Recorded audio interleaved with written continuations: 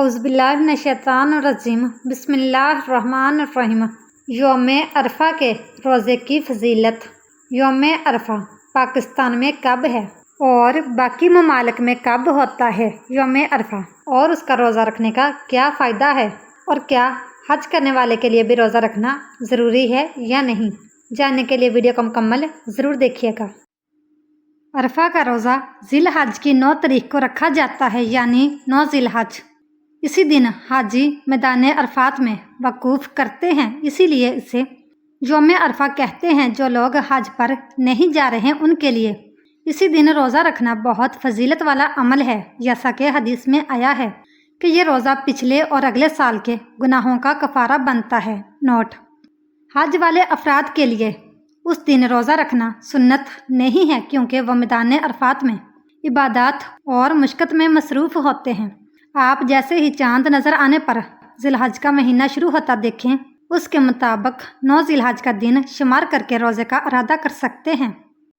यौम अरफा के रोज़े की फजीलत हज़रत अबू सईद खुदरी रज़ियल्लाहु तआला अन्हु से मरवी है कि आप सल्लल्लाहु अलैहि वसल्लम ने फरमाया, जिसने अरफा का रोज़ा रखा उसके 1 साल अगले और 1 साल पिछले गुनाह माफ़ हो जाएंगे।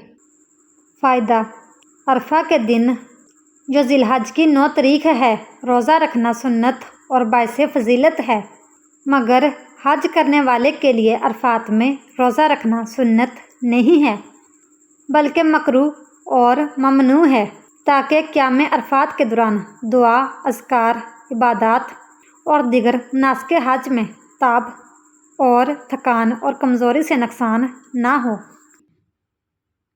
सैल्फ सालेहीन यानी नेक लोग कहा करते थे कि हम अपनी दुआएं यौम अरफा के दिन के लिए जमा करते, और कोई दुआ ऐसी ना होती जो उस दिन मांगी और पूरी ना हुई। कुछ लोग कहते हैं जिस दिन हाजी मैदान अरफात में वकूफ़ करते हैं तो वह दिन अरफा का दिन होता है, और कुछ कहते हैं कि अपने मुल्क के चांद के एतबार से 9 ज़िलहज यौम अरफा है।